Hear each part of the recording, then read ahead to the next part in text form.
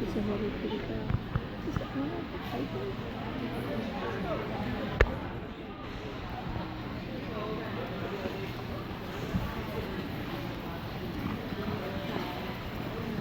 Sen iyi bir algıları var şimdi.